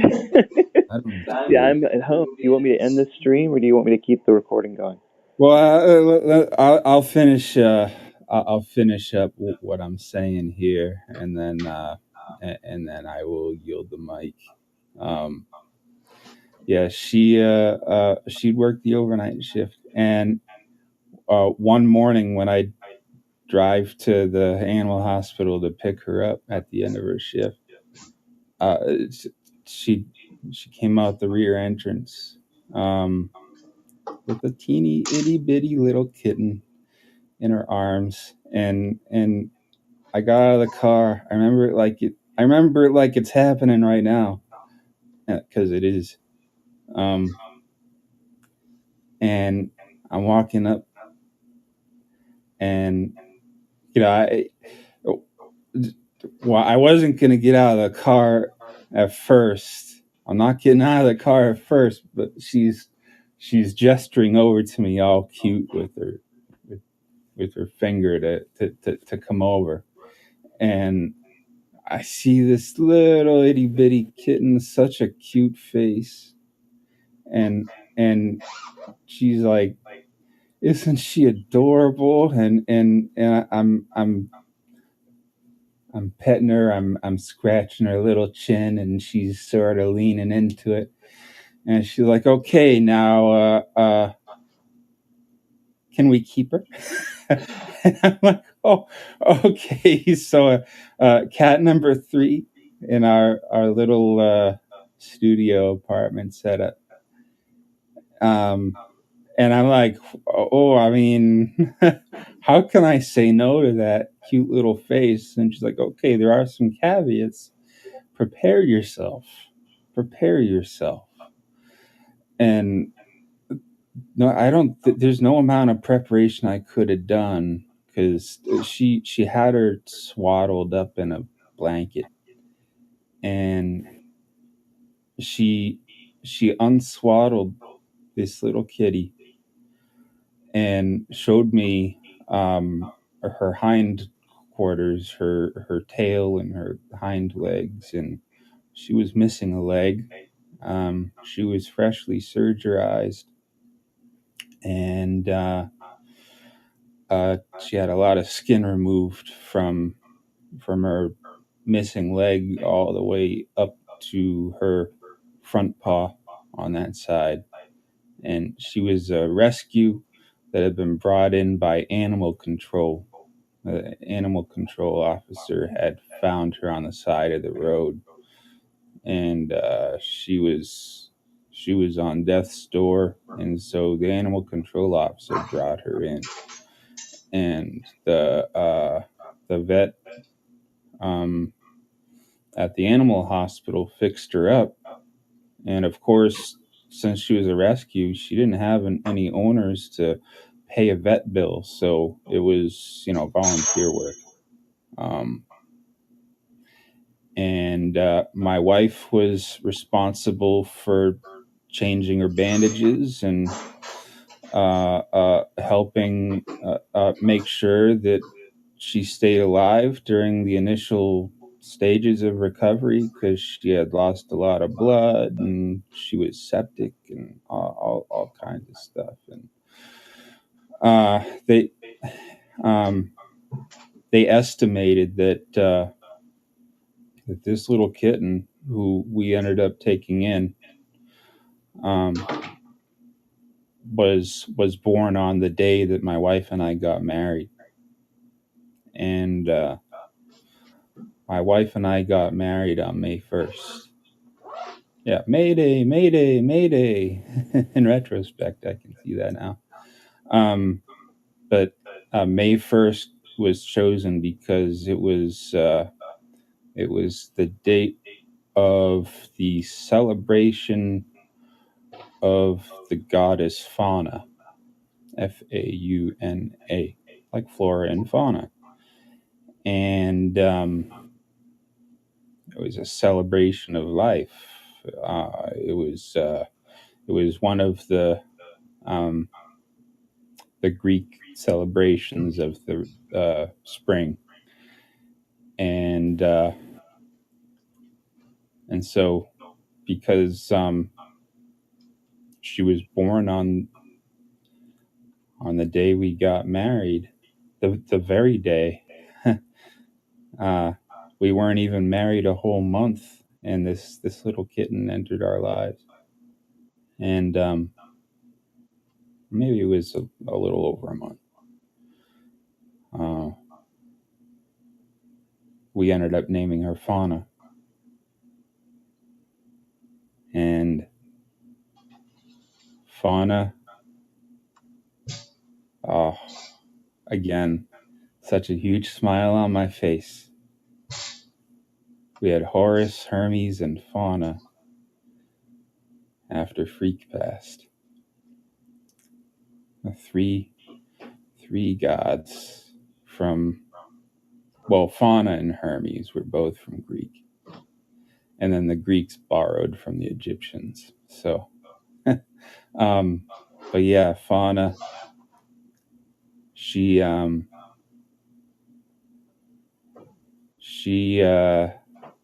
healed up real good. She was so fast, even with only one hind leg. She kind of stayed at the size of a kitten, because when she was a kitten, instead of her stem cells all going towards making her body bigger, a bigger version of what it was, all of her stem cells went toward healing from her surgery and injury. But she had heartworm, and when they visualized her heart, they could see there was a worm inside one of her heart chambers, and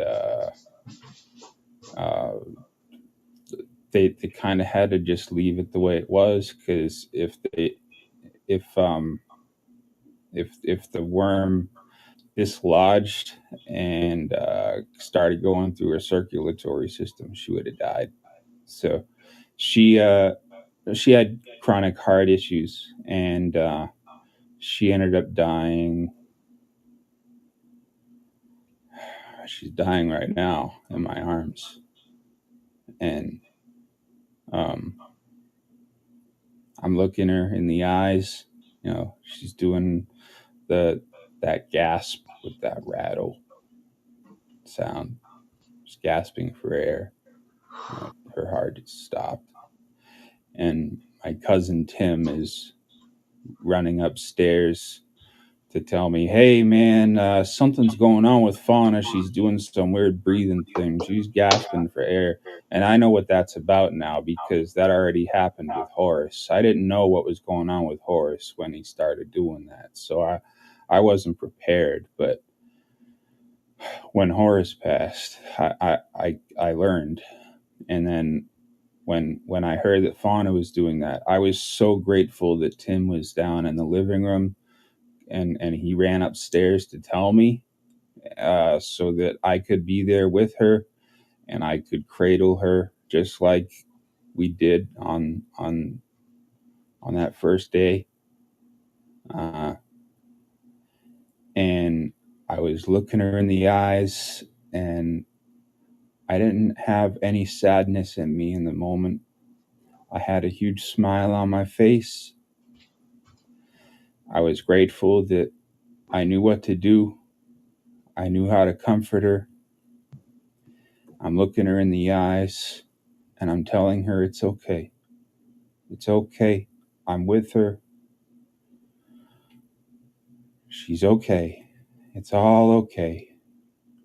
It's okay to go. It's okay to let go. It's okay. And yeah, Tim is guarding the entrance to the living room to just make sure that my kids don't come in while this is happening. And I'm calm. I'm doing the best I can. I'm holding her real close to my chest to help her feel warm. And we're just looking each other in the eyes. I'm staring each other in the eyes, giving her all the reassurance I can. And meanwhile, Tim's he's never seen a cat dying like that before. And so he's pacing back and forth. he's nervous, like I kind of was with Horace. And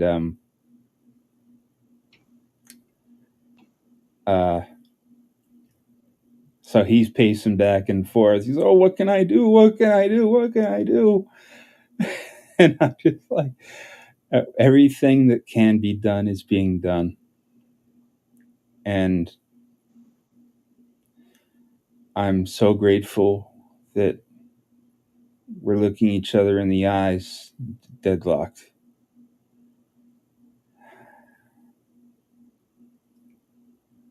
and she couldn't have gone more peacefully.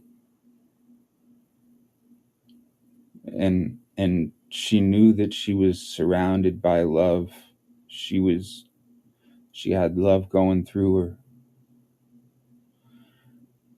I was just cradling her, just like that first day, just like I'm still doing.